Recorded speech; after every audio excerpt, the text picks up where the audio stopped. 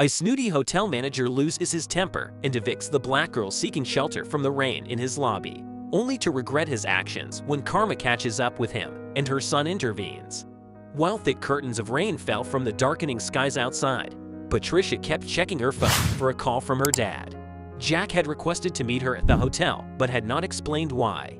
She arrived early and sought shelter from the rain in the hotel's lobby. And now Jack wasn't even answering her calls. Where is this boy? Patricia wondered as she dialed him for the 5th time. Hey, honey, this is your girl. I'll be waiting for you at the hotel. Call me when you get the message. She left him a voicemail, then stuffed the phone in her coat's pocket and looked around. This place has definitely changed a lot over the years, she thought, recognizing the luxurious hotel as the place where her late mom had worked 3 decades ago.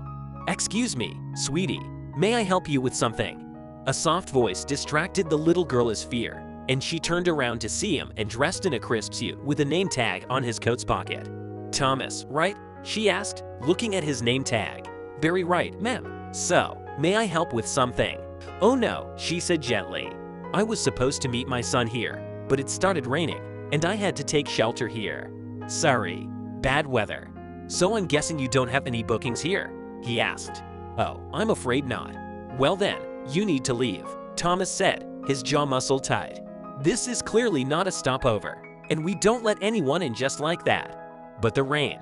It's raining cats and dogs, and I have nowhere to go. I'm sure my son will be here soon, Thomas.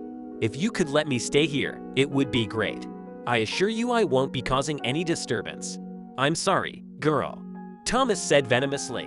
We can't let anyone from the streets walk in and spend as much time in our building as they please without spending a penny. We're a premium hotel, and we are preparing for a festive event. You must leave. But I know this place, cried Patricia. My late mom used to work here 35 years ago, and the owner was a kind man. I don't think we ever kicked anyone out like that. Karma is like a boomerang. It returns to the person who throws it. Well, times change, and people change. You must leave, or I'll be compelled to call security.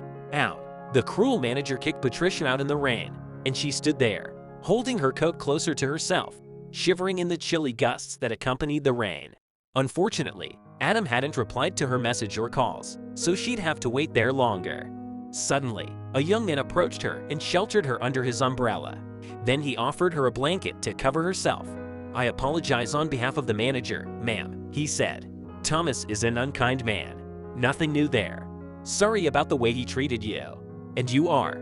Asked Patricia, confused by the man's generosity. The young man introduced himself as Charlie, the porter. He said he had been working with Thomas for 3 years, and he knew how dishonest and cruel Thomas was. He always gets away with it because he's been here for a while and knows his way around things. He is considered the best employee here. Can you believe that? He told Patricia. Well, thank you very much, Charlie. You should head back inside. I don't want to create any more problems for you. Oh no, you didn't. I'm glad I could help you. I'll take a leave now. Take care, Charlie said, preparing to leave. Right then, Adam arrived, and he saw Charlie and Patricia together. Sweetie, what are you doing here? Adam asked. Why didn't you wait inside? Oh, I was inside, Adam, but the manager had a problem with it. It's cold here, sweetie. Let's go in, please. Patricia went inside with Adam and told him everything that had happened. Adam was shocked. The event preparations were for none other than Patricia, who was fired from her job years ago for bringing her young son to work.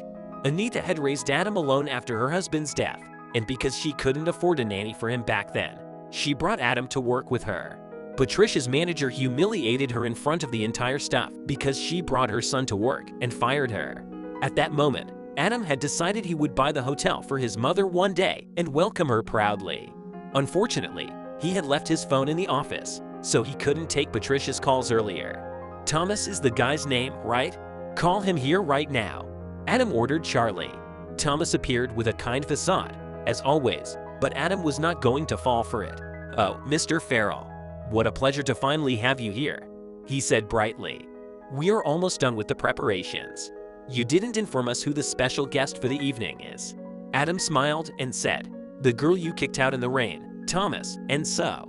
He stepped forward, tore off the badge on Thomas's uniform, and handed him a mop and bucket. You have two options now. You either take up the job of cleaning the hotel or get the hell out of this place. The girl you disrespected is my girl, and I can't let that slide. This event was supposed to be a surprise for my child, and I've been waiting for this moment for so long. You ruined everything, so you deserve this. Thomas had never thought his karma would catch up with him, but it did. He had to accept the cleaner's position eventually, while Patricia was proud of her son, who never forgot her sacrifices.